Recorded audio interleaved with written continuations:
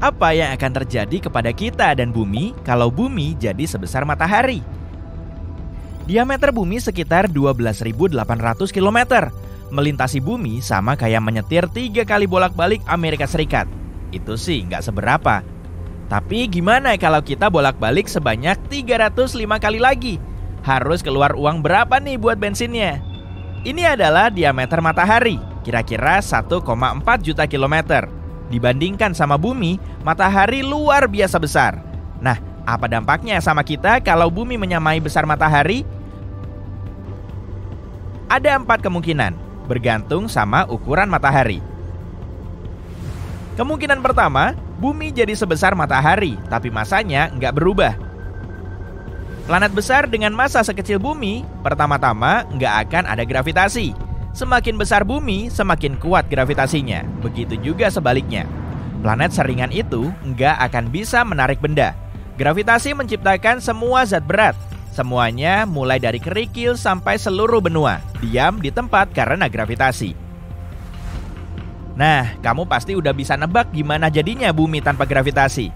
Kita bakal jadi butiran debu nih. Iya, bumi bakal jadi awan debu. Oh iya, selain itu, gravitasi planet lain bikin kita meregang ke samping. Bumi nggak punya kesempatan untuk kembali ke bentuk semula. Kemungkinan ini serem banget ya. Ngomong-ngomong, meskipun bumi tetap jadi planet, nggak akan ada yang bisa hidup dalam kondisi kayak gitu. Pasti ada jarak besar di antara pusat bumi dan permukaannya. Ingat, massa planet ini kecil banget, jadi nggak ada gravitasi. Bumi nggak akan bisa menahan atmosfer. Kalau nggak ada atmosfer, organisme hidup nggak bisa berkembang. Nggak penting juga sih, soalnya sekarang bumi cuma gumpalan awan. Nah, awan yang bobotnya sekitar 10 kali lebih berat dari Jupiter ini ngumpul di luar angkasa. Akibatnya, awan ini hancur dan menjadi bintang. Yuk sapa, ini dia matahari baru. Kemungkinan kedua, kemungkinan ini bisa beda dan bisa juga jadi lanjutan kemungkinan pertama. Bumi menjadi sebesar dan seberat matahari. Sekarang kita punya 2 matahari. Kita berubah jadi sistem bintang biner. Kamu tahu artinya? Waktunya menghancurkan seluruh tata surya. Bayangin aja, punya 2 pusat massa di 1 tata surya. Orbit planet jadi nggak stabil, bingung sama perubahan yang tiba-tiba itu. Begitu mendekati mantan bumi, planet-planet langsung hancur. Entah karena gaya pasang surut atau tabrakan mantan bumi. Ya, termasuk raksasa gas. Hati-hati Jupiter. Kamu tahu planet mana yang bertahan dan akhirnya balas dendam sama kita? Pluto. Pluto mungkin jadi mantan planet terakhir yang tersisa di tata surya. Pluto terlalu jauh buat menyadari perubahan apapun, kecuali peningkatan massa pusat tata surya. Jadi, orbit Pluto mendekati sistem bintang biner kita dan selesai. Bumi dan matahari harus terima kalau Pluto bakal jadi satu-satunya yang mendampingi. Piringan protoplanet yang membentuk tata surya kita miliaran tahun lalu udah nggak ada. Jadi nggak ada lagi planet yang bisa tercipta di tata surya kita. Nggak apa-apa sih, tapi bagaimana dengan bumi? Gimana kehidupan di bumi baru? Yuk lihat. Siang dan malam jadi makin lama karena waktu rotasi bumi bertambah. Mungkin ada penurunan suhu yang signifikan di kutub utara dan selatan. Bahkan di bumi yang kecil sekarang, kutub hampir nggak mendapat cahaya matahari. Jadi, kalau bumi membesar, cahaya matahari di sana bakal makin berkurang. Tapi bumi jadi lebih luas sekarang. Nggak ada overpopulasi, saking besarnya. Kalau kamu mau pergi dari satu titik ke titik lain, kamu butuh waktu bertahun-tahun. Iya sih, kalau dipikir-pikir, kita mungkin bakal kesepian banget di sana.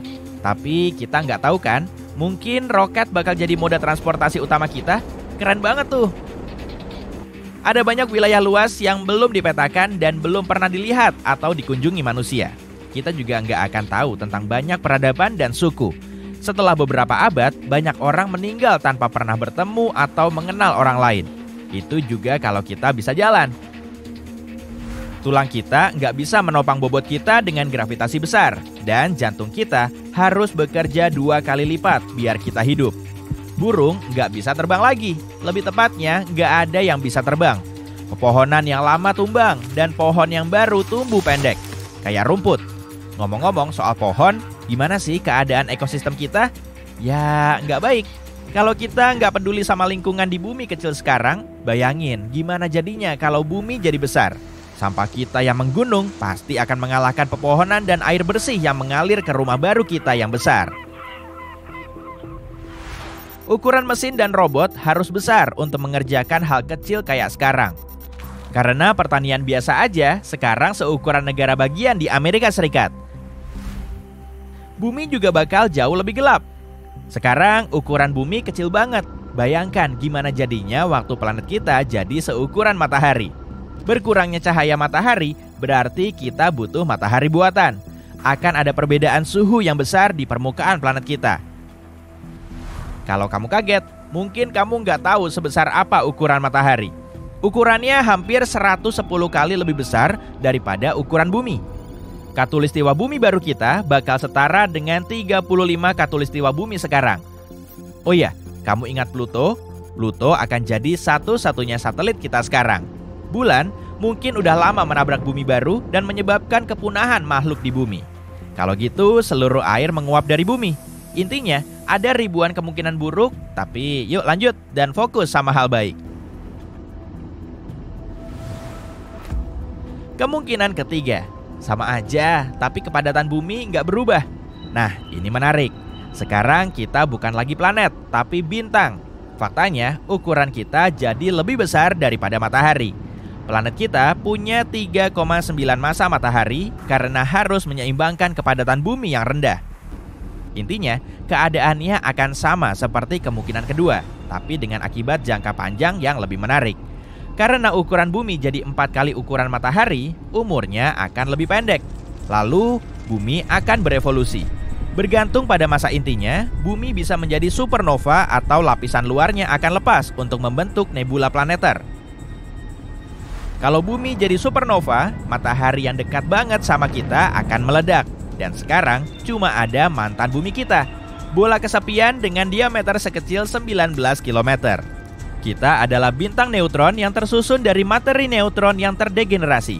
Bintang ini memiliki tingkat kepadatan ekstrim dan berputar sangat cepat. Jadi, mending jauh-jauh deh.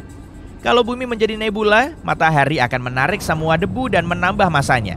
Sekarang, kita punya matahari yang sedikit lebih besar dan sebuah katai putih.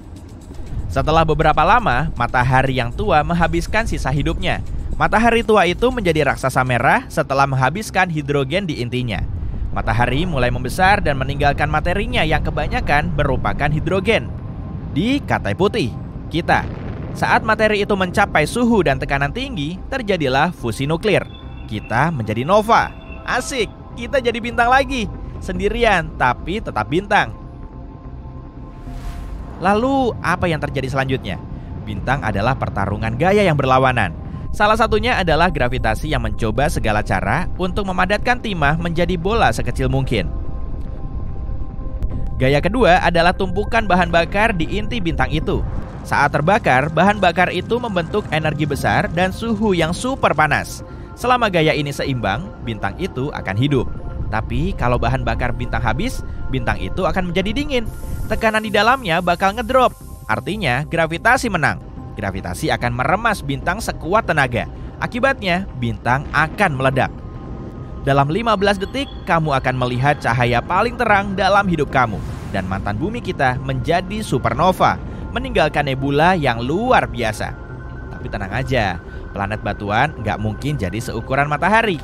Cuma bintang lain yang bisa sebesar itu. Tapi tunggu, kenapa bumi kecil banget sementara planet lain besar? Apa planet terus tumbuh atau pasti berhenti? Semakin besar massa, semakin besar tekanan. Saat planet membesar, tekanan gravitasi bertambah.